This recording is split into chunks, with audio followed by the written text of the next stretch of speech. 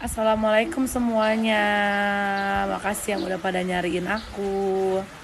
Sebelum aku ngepost video-video aku seperti biasa, mohon izin untuk aku menceritakan pelajaran-pelajaran gitu ya yang aku dapetin dari masalah-masalah yang aku hadepin akhir-akhir ini.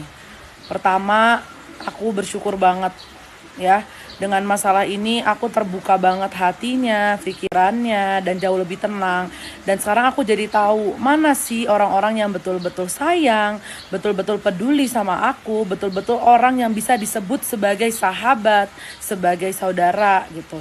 Kalimatnya seperti ini, tidaklah seseorang dapat benar-benar kita anggap sebagai teman atau saudara kecuali mereka selalu ada di 3 situasi dalam hidup kita. Pertama saat kita membutuhkannya, kedua di belakang kita, dan ketiga saat kita meninggal dunia. Nah, alhamdulillah banget. Banyak orang-orang yang aku gak sangka, bahkan aku tidak pernah berbuat baik apa-apa ke mereka, tapi mereka segitunya ada buat aku, ngebela aku, dan bahkan malah ada orang-orang yang segitunya aku deketnya, segitunya yang menurut aku salah satu prioritas orang di hidup aku, malah ternyata ketika lagi dibutuhkan dan jatuh tidak ada. Jadi itu nggak apa-apa, itu namanya kehidupan. Biar kita semua kembali ke Allah. Memang ya diantara di dunia ini semua bisa datang pergi. Tapi ketika kita lagi sedih tuh kayak kemarin tuh aku bener-bener langsung kayak alhamdulillah ya, bener-bener kita tuh punya Allah ya, bener-bener lagi seterpuruk apapun, dijahatin dengan jutaan orang, mau orang sekeliling menghindar dari kita, meninggalkan kita, tapi Allah tuh gak pernah pergi. Jadi kalau ada pepatah bilang darah lebih kental daripada air, maka cinta lebih kental daripada darah. Karena sesuai hadisnya Nabi Muhammad, almar'u ma'aman ahab, bahwa kita akan dibangkitkan bersama orang-orang yang kita cintai. Jadi maksudnya apa? Aku terima kasih kepada kalian yang selama ini udah ngedukung, buat orang-orang yang benar-benar udah cinta dan tulus bersama aku. Betul bahwa cinta adalah lebih kuat daripada darah, karena di kisah dari zaman Nabi Adam, anaknya aja saudara bisa saling bunuh-membunuh. Tapi yang namanya orang kalau sudah cinta tidak mungkin saling membunuh, bahkan selalu ada ketika diminta, ketika ada kesusahan. Nah, kalau ini adalah sedikit pelajaran, kalau ini buat kalian juga ya. Jadi kalau orang-orang nih yang masih suka menyepelekan nih rasa sakit orang, kan kalimat-kalimat baper, apa itu kan baru ada zaman-zaman sekarang ya. Sebenarnya kalimat itu di Islam tuh nggak ada loh. Kenapa? Karena Allah itu sangat sensitif. Makanya kalau kalian sampai menyepelekan tangisan orang, rasa sakit orang, kalian udah pasti lebih sombong dari Tuhan. Kenapa sih aku sampai bilang gitu? Allah itu maha tahu, maha benar. Allah aja saking taunya nih, ketika manusia disakitin sama manusia tuh sesakit itu. Baik dipukul, baik difitnah, itu sesakit itu. Tidak afdol seseorang menjaga ibadahnya siang dan malam dan menjaga urusannya kepadaku, tapi tidak menjaga urusannya sesama manusia. Sampai Allah nih mengenyampingkan ridhonya ke ridho orang-orang yang sedang terzolimi. Makanya kalau ada manusia yang nyepelein, apalagi ya yang sampai sejahat itu bilang, wah nyari sensasi doang, sampai disumpahin mati, itu betul-betul deh banyak-banyak istighfar kalian itu. Apalagi yang menyepelekan itu selain orang yang tahu masalahnya apa, orang-orang yang juga tidak tahu tangisannya nih karena apa aja gitu ya. Terus ada lagi buat orang-orang yang berucap tanpa tahu ilmunya juga.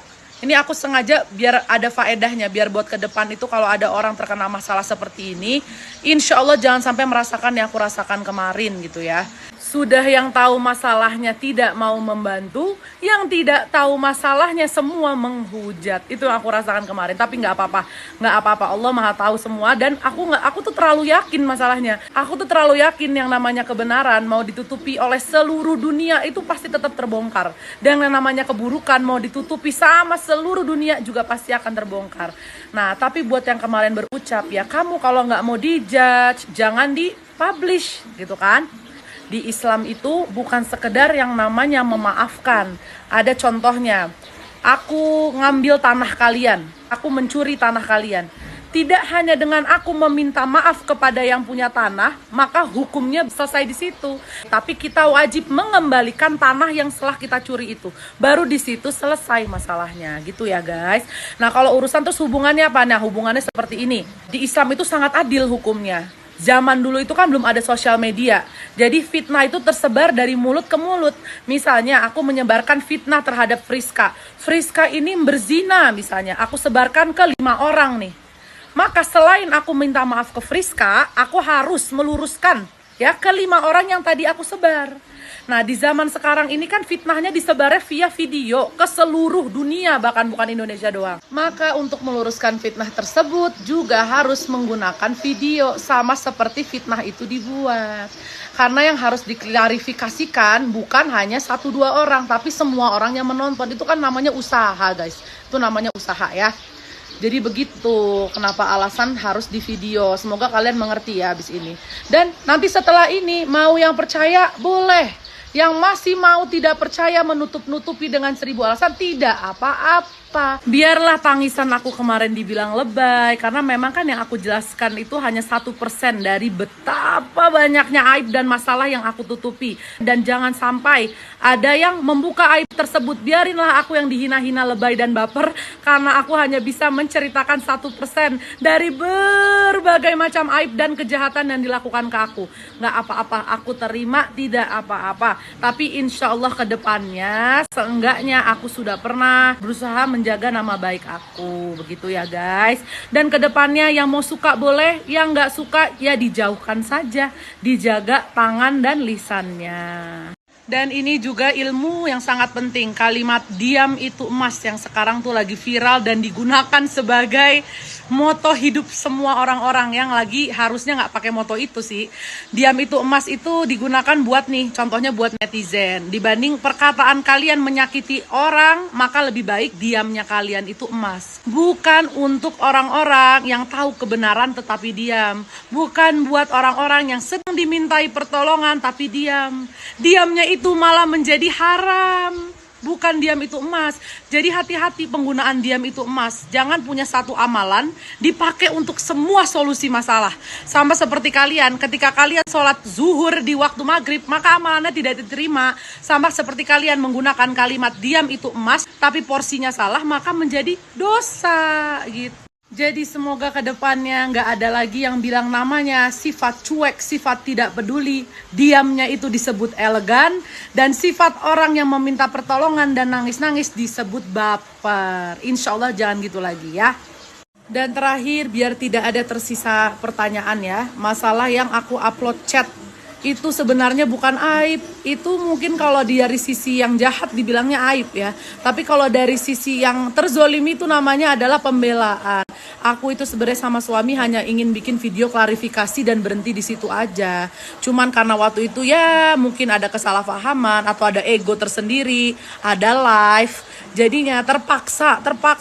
Karena kalau tidak fitnah yang lagi berusaha diluruskan ditiban dengan fitnah baru. Jadi ya mau tidak mau aku kasih sedikit bukti dari berbagai macam bukti yang aku punya gitu ya. Jadi di Islam pun tidak semuanya aib disebarkan itu dosa. Kalian tuh makanya kalau mau komen coba dipelajari dulu dasar masalahnya gitu ya. Harus jadi orang itu yang adil. Aib yang dosa itu disebarkan dengan tujuan untuk mempermalukan, untuk menjelekkan, menjatuhkan orang. Tapi aib-aib atau kebenaran yang dibuka untuk tujuannya meluruskan suatu masalah, membuka suatu fitnah, itu malah suatu kewajiban. Jadi jangan melihat sebelah mata. Karena jujur sih, bukan di masalah aku doang. Orang itu dibutakan sama rasa cinta sama manusia. Jadi kadang kalau yang mereka cintai salah, mereka akan keluarkan 1000 juta alasan. Elegan lah nanti dibilangnya. Atau mungkin dia ini, mungkin 1000 mungkin. Bagian yang udah jelas nangis sampai udah ngasih fakta ditutupi dengan kalimat baper apa-apa. Ya namanya manusia ya, kalau udah cinta tuh kadang cinta itu buta ya.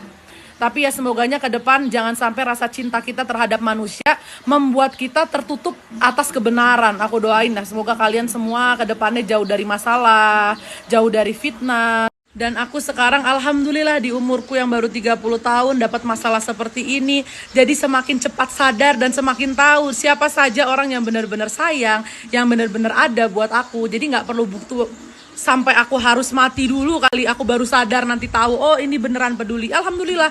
Jadi dikasih waktu sama Allah. Baru umur segini udah terbuka orang-orang siapa aja yang bakal mengerti. Dan ingat jangan kalau kita betul-betul cinta sama orang, maka kita pasti akan peduli terhadap orang tersebut. Kalau kita betul-betul cinta sama orang, bukannya kita menutupi kesalahan orang tersebut, tapi kita akan berusaha untuk menasehati gitu ya. Jadi semoga kedepannya semua jadi lebih baik. Dan semoga fitnah-fitnah semoga segera ditutup dan dibungkam orang-orang yang berusaha memfitnah. Dan semoga kebenaran, insya Allah, kebenaran segera dibuka. Amin.